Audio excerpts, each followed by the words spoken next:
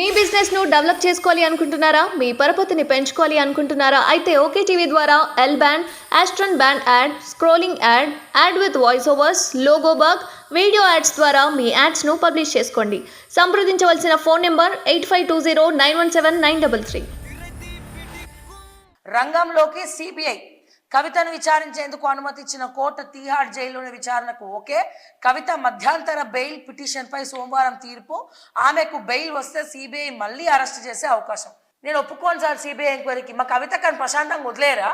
ఇప్పటికే ఫుడ్ చక్కగా పెడతలేరు, జపమాలు ఇస్తలేరు, పుస్తకాలు ఇస్తలేరు అని చెప్పి మా కవితక్క ఏడుస్తుంది, లబోదిబ్బం అంటుంది.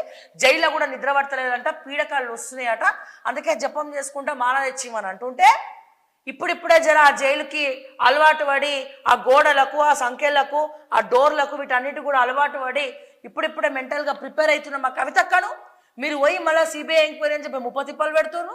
మా కవితక్కను ఒక్కదాన్ని వేసి మీరు ఇట్లా ఆడుకుంటారా? మేము వినం, మేము ఒప్పుకోం. కావాలంటే కేటీఆర్ కూడా పట్టుకపోండి పక్కకి లోపలికి. దయచేసి చెప్తున్నా, అన్న తోడు ఉండాలి అన్నిట్లా. రాఖీ కడితే సరిపోదు, తోడు ఉండాలా లేదా? అన్న తోడు నీడగా పాదం మీదనే పుట్టుమసనే చెల్లెమ్మ అని చెప్పి రాఖీ కూడా కట్టించుకుంటు కదా చెల్లెతోటి.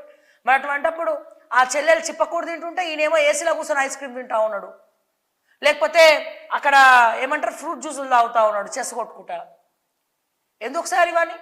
మా కేటీఆర్ని పోయి కూర్చోబెట్టండి అక్కడ, సిబిఐ ఎంక్వైరీ చేయండి, కేటీఆర్ ఫీనిక్స్ కంపెనీలు గురించి చేయండి, డ్రగ్స్ విషయంలో చేయండి, మిస్టర్ రాజేంద్ర ప్రసాద్ నిఘా పెట్టండి.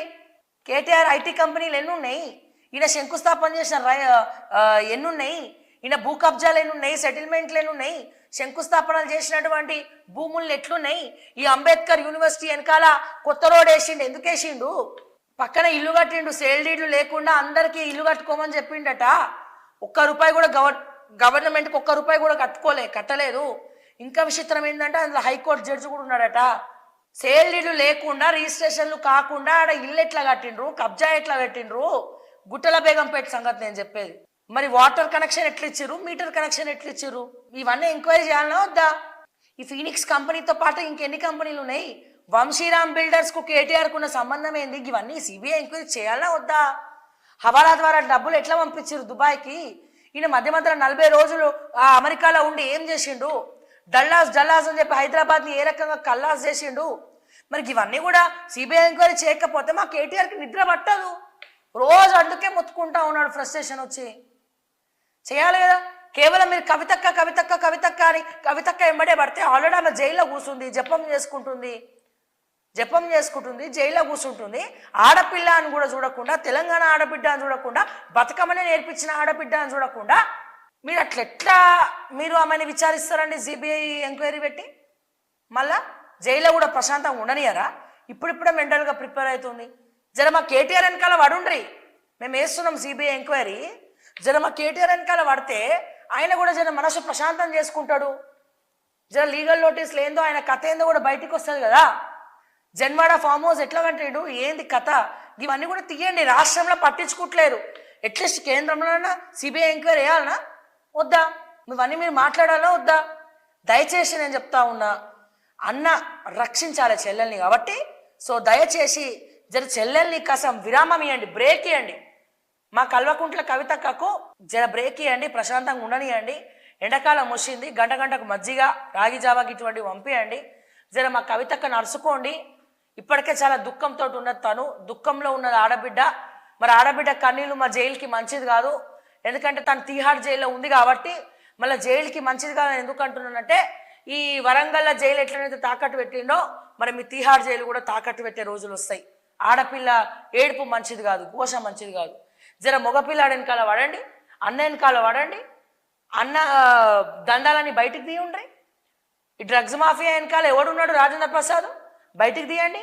రాజేంద్ర ప్రసాద్ వెనకాల ఎవడున్నాడు? కేటీఆర్, బయటికి తీయండి. ఈ పబ్బులేంది, గబ్బులేంది, బంజారాహిల్స్, జూబ్లీహిల్స్ మొదలుకొని వీళ్ళకి ఎన్ని పబ్బులు ఉన్నాయి?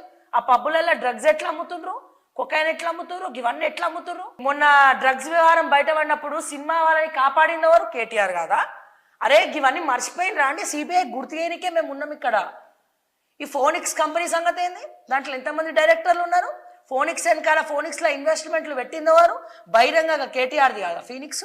అప్పటి నుంచి ఫోనిక్స్ అంటున్నా. ఈ ఫోన్ ట్యాపింగ్ అని నా లాంగ్వేజ్ కూడా అట్లా అయిపోయింది, క్షమించాలి. ఫీనిక్స్ ఆ? దాని సంగతి ఏంది? వంశీరామ్ బిల్డర్ సంగతి ఏంది? మా ఎవడిన తేజారాజు ఉన్నాడు కదా, మా సత్యం రామలింగరాజు కొడుకు బుద్ధిమంతం త్రిలోకేశం, రసజ్ఞ కన్స్ట్రక్షన్స్ కబ్జా పెట్టిండు కదా కొంపలిలా. మరి వాళ్ళందరి సంగతి ఏంది? ఆ కంపెనీలు వెనకాల ఈ కేటీఆర్ షేర్స్ ఎన్ని ఉన్నాయి? మై హోమ్లో కేటీఆర్ షేర్స్ ఎన్ని ఉన్నాయి సార్? మై హోమ్ రామేశ్వరరావు దగ్గర కేటీఆర్ షేర్లు ఎన్ని ఉన్నాయి? మై హోమ్ సంగతి ఏంది? అప్పనంగా అవుట్స్కర్ట్స్ లో నానక్రామ్ గూడ నుంచి కోకాపేట మొదలు పెడితే మై హోమ్ కి గవర్నమెంట్ భూమిని అతి తక్కువ ధరకే ఈ దొర ఎట్లా కట్టబెట్టిండో, మనీ లాండరింగ్ ఏ రకంగా జరిగింది, మరి వీటన్నిటి మీద సిబిఐ కళ్ళు మూసుకుందా? సిబిఐ ఎంక్వైరీ చేయరా? మా కవితక్కను వదిలేసేయండి ప్రశాంతంగా, ఆడబిడ్డ పోని జాలి చూపియండి. మా కేటీఆర్ వెనకాల పడండి అని అడుగుతూ ఉంటే మీరు మాట వినరు అసలు చెప్తే. అని ఎప్పుడెప్పుడు అరెస్ట్ చేస్తారని మా కేటీఆర్ తప్పించిపోతున్నాడు. ఏం పీక్కుంటారో పీక్కోండి అంటుండ్రు, మీరు ఏం పీకట్లేదంటే మళ్ళీ మీకే సిగ్గుచేటు. ఆలోచించాలి సార్, మా కేటీఆర్ని దృష్టిలో పెట్టుకోండి. ఆయన కాబోయే ముఖ్యమంత్రి తెలంగాణకి. ముఖ్యమంత్రులనే అరెస్ట్ చేసి మీరు జైల్లో పెట్టినారు. కేజ్రీవాల్ అంటూనే తీసుకెళ్లి జైల్లో పెట్టిర్రు. ముఖ్యమంత్రి కొడుకు ఒక లెక్కనా? కాదు కదా.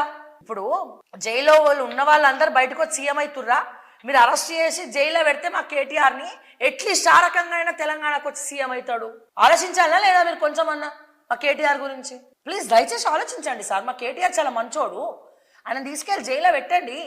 మన కవితక్క చేదోడు వాదోడు ఉంటాడు, రక్షణ ఉంటాడు.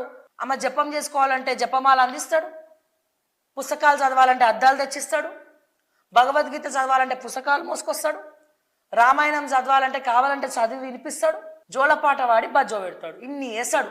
మరి ఏమైనా మా కవితక్క వెనకాల పడుతుంది, ఆడబిడ్డ వెనకాల. కొంచెం మా కేటీఆర్ని కూడా అరుచుకోండి. చెప్తేనేమో వినరు మీరు. ఓ ఎవరు కంప్లైంట్ ఇవ్వలే కదా, అదే పనులు ఉన్నాం సార్, మీరేం టెన్షన్ పడకండి. కంప్లైంట్ ఇచ్చినాక కూడా మీరు కేటీఆర్ వెనకాల పడకపోతే ఇక మేమేం చేయలేమండి.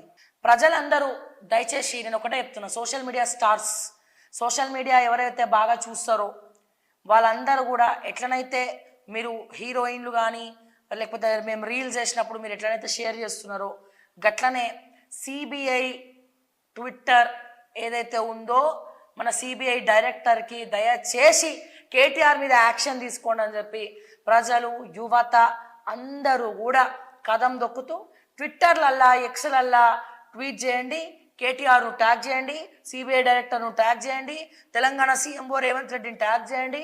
ఇట్లా అందరినీ ట్యాగ్ చేసుకుంటూ పోండి. వాళ్ళ దృష్టికి పోయే వరకు ట్యాగ్ చేస్తూనే ఉండండి.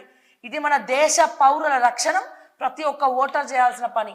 ఓ కొట్లాడమనగానే వాళ్ళ ఇంటికి వెళ్ళి రాళ్ళు పట్టుకొని కొట్లాడడం అంటలేం మేము. కానీ ప్రశ్నించండి, ట్విట్టర్ల రూపంలో ప్రశ్నించండి, ఎక్స్ రూపంలో ప్రశ్నించండి. ప్రతి ఒక్కళ్ళు కూడా ట్విట్టర్ని అబ్జర్వ్ చేస్తారు, చూస్తారు. కాబట్టి చదువుకున్న యువత అందరూ కూడా సిబిఐ ఎంక్వైరీ కేటీఆర్ మీద వెయ్యాలని చెప్పి మరి నేను పిలుపునిస్తున్నా. ఈ రోజున నేను కూడా పెడతా, డైరెక్టర్కి ట్యాగ్ చేస్తాం. ఆల్రెడీ ఎంక్వైరీ రెడీ అవుతుంది, నోట్ రెడీ అవుతుంది, టెన్షన్ ఏం పడకండి. సో ఇవన్నీ కూడా మరి ట్యాగ్ చేయండి అని చెప్పి యువత ముందుకు రావాలని చెప్పి నేను మనస్ఫూర్తిగా కోరుకుంటా ఉన్నా.